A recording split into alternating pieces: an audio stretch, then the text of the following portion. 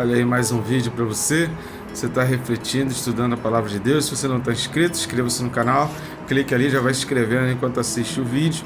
E compartilhe esse vídeo, que se você gostou, deixa aí o seu gostou. Deixe também o seu comentário, é muito importante você deixar aí um comentário, uma sugestão de um livro que você gostaria de ver logo, né? De querer aprender logo. A gente falou depois de Efésios, a gente vai ver Filipenses.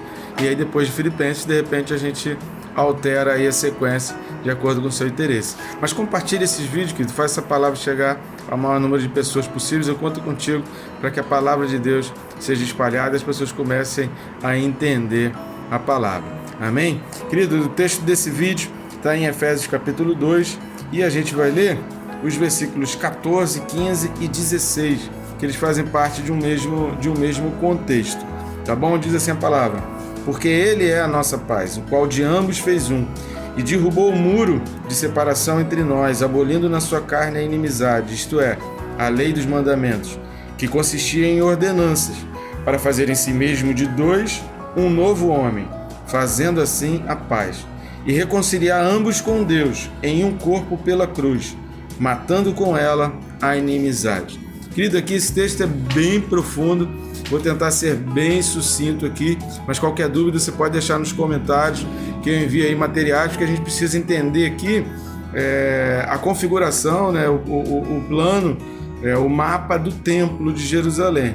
Né? E aí não vai dar para a gente falar sobre isso tudo aqui nesse vídeo em 8 minutos. Mas é importante a gente entender o seguinte: até Jesus Cristo vigorava aquela configuração do templo, né, que foi descrito, que foi dado por Deus lá para Moisés ainda.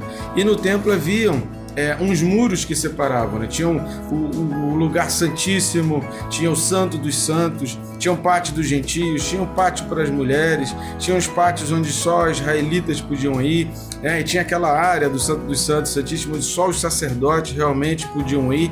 Então eram vários muros, vários níveis de separação. E o que Paulo está dizendo aqui é que esses muros em Cristo, eles se derrubaram.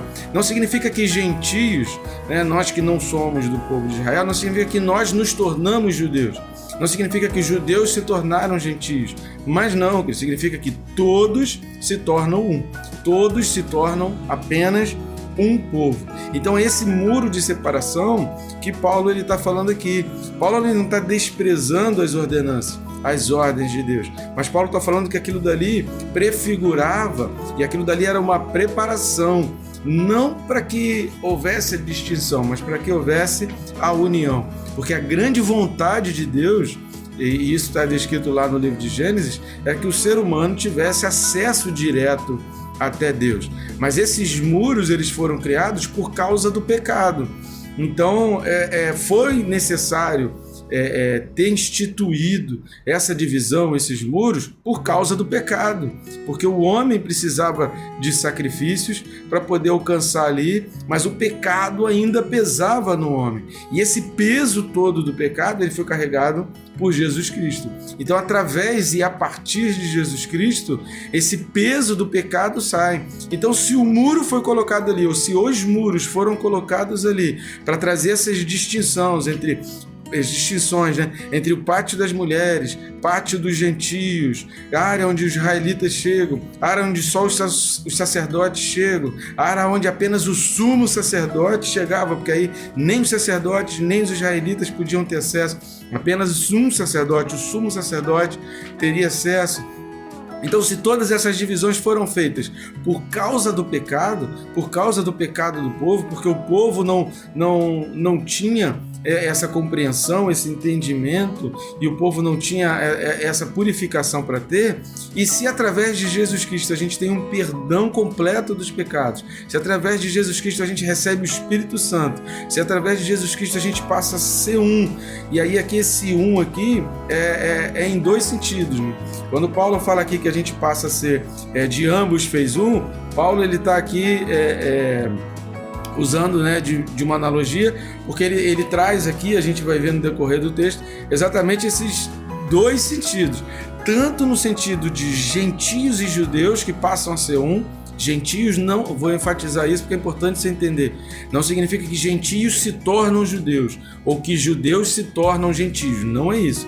Paulo está falando que gentios e judeus agora eles passam a ser um outro povo, eles passam a ser um único povo, eles passam a ser agora cristãos. Ser cristãos é essa junção entre os gentios e os judeus. Eles são agora cristãos, eles são agora o povo de Deus.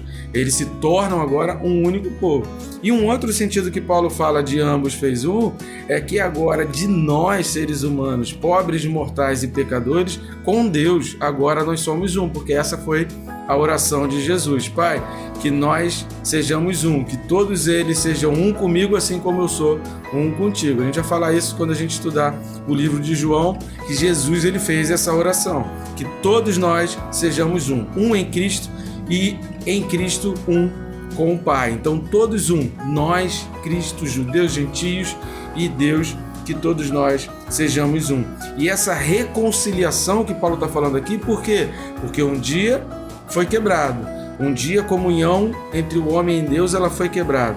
Todas essas separações, todas essas divisões só vieram por causa dessa quebra, porque houve essa partilha, porque houve essa separação lá no Éden, lá em Gênesis. Lá em Gênesis capítulo 3, houve essa queda, houve essa separação. A partir dali, Deus precisou traçar esse plano. O homem já não conseguia mais ter acesso. Se vocês lerem lá, Deus colocou um anjo e o homem já não conseguia mais ter acesso ao jardim. Então é esse jardim de delícias chamado de Éden, que significa isso, jardim de delícias, é para esse lugar que Deus quer colocar a mim, quer colocar você. Então a reconciliação significa isso, que agora nós podemos ter acesso. Aquele acesso que foi perdido por Adão e Eva. Lá em Gênesis capítulo 3, agora em Cristo nós readquirimos. Então é isso que Paulo está falando aqui, de reconciliação, ambos com Deus. Está entendendo? Por que Paulo usa essa... Está entendendo agora que a gente está verificando que Paulo usa essas duas distinções? Nós somos um, gentios e judeus passam a ser um, mas ambos, tanto gentios quanto judeus, passam a ser um com Deus, em um corpo, através de quê? Da cruz. Quem não crê na cruz, querido, não se torna um com Deus. Se você não aceita o sacrifício de Jesus na cruz, você não se torna um, gentio e judeus se tornam um. Se você não acredita que Jesus morreu por você, você jamais vai ter a sua reconciliação. Sabe, isso que foi quebrado com Deus jamais vai ser reatado. Se você não acredita que a cruz foi por você, você não consegue ter esse acesso, porque a ponte que nos leva a ser um com Deus, a viver em unidade com Deus, é a cruz, só pela cruz.